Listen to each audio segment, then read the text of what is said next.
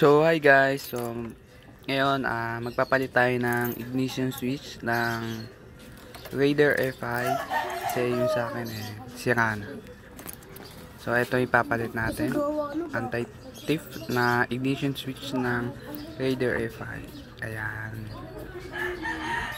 So sa mga nagtatanong kung fit ba siya, so fit talaga siya. And mga tropa natin maglalaro, kita nyo? May kape pa kasi ang aga niyan. Let's go. So dito unahin natin baklasin yung baba ng ating headlight. Ayan. So nakikita nyo madumi pa yung motor ko kasi galing putikin yan, galing ulan, galing biyahe kumbaga. Ayan, pinapa-fast forward na natin siya. And then dito naman tayo sa gilid. Ano nga pala si Kuya Jimek, ang aga-aga nagkakape. So ito, sa pagtapos natin baklasin yung headlight, te-test natin, ipipit natin. Ayan. Fit siya mga idol.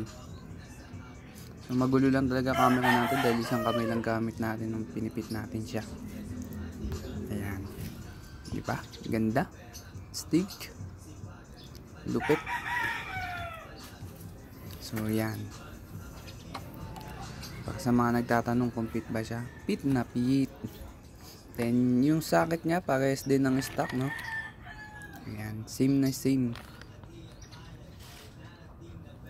Same na same. So yung sa likod, sa susunod na natin i-video.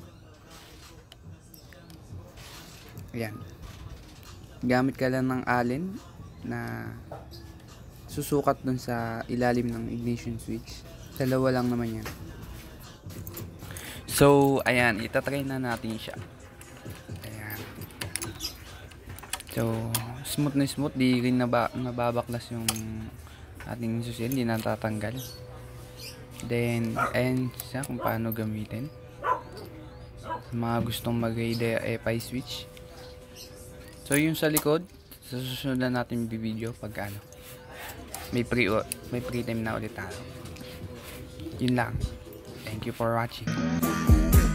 Mas pipiliin ko pa na pumalpak sa rap kaysa yumaman ng may boss. Pag ako gumana parang lima kahit ang ginit mo lang to.